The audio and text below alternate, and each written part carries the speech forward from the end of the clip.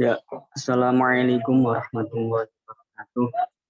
Perkenalkan, nama saya Muhammad Muslim, NIM 230341911, Prodi Pendidikan Bahasa Arab Universitas Negeri Semarang. Di video kali ini saya akan presentasi tentang tujuan kurikulum bahasa Arab guna membahas telaah kurikulum.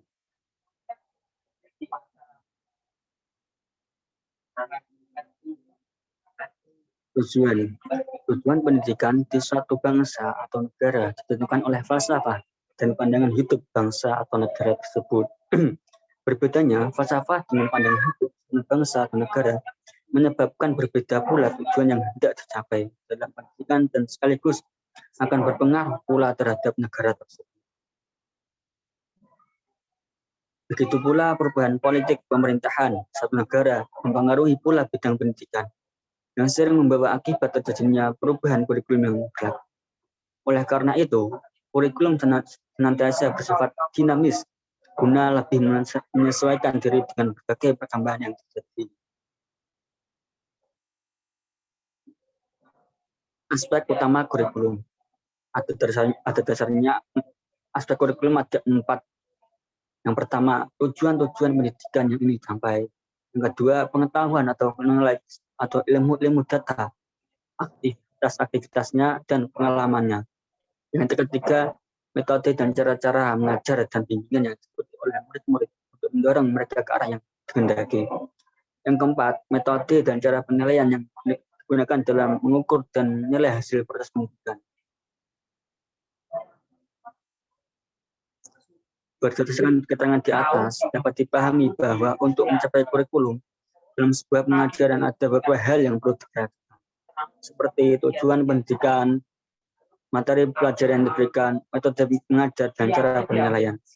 Berangkat dari keempat aspek tersebut, maka jika dikaitkan dengan pencapaian kurikulum dapat dikembangkan oleh semua jenjang pendidikan yang akan menyatu dan terpadu dengan jalan pesan. Tujuan pendidikan yang ingin dicapai oleh kurikulum adalah sejalan dengan tujuan falsafah pendidikan dan juga sama dengan tujuan pendidikan, yaitu membentuk kepribadian manusia dalam kaitannya dengan tujuan penciptaan manusia, yaitu mengabdikan diri kepada Allah Subhanahu wa Ta'ala. Untuk mencapai tujuan yang diharapkan dalam pengembangan kurikulum bahasa Arab, guru harus memperhatikan hal-hal sebagai berikut. Yang pertama, seorang guru harus memulai pelajaran bahasa Arab secara lisan. Yang kedua, pemberian kosakata harus disertai makna dalam bahasa aslinya.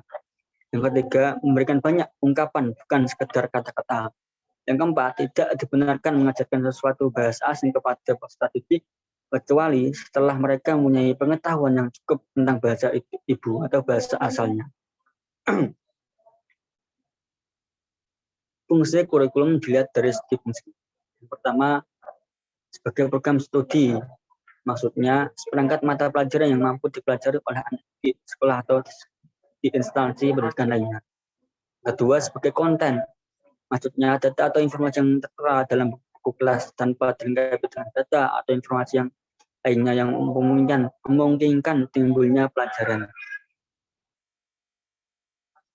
Yang ketiga, sebagai kegiatan berencana.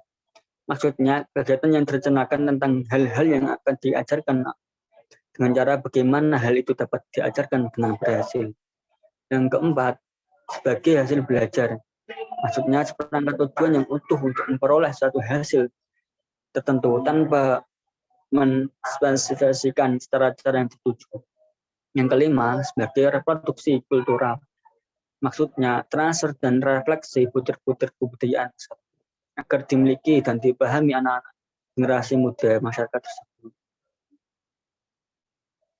Yang keenam, pengalaman belajar. Maksudnya, keseluruhan pengalaman belajar yang direncanakan di bawah pimpinan sekolah. Yang terakhir, yang ketujuh, sebagai produksi. Maksudnya, seperangkat tugas yang harus dilakukan untuk mencapai hasil yang ditetapkan terlebih dahulu.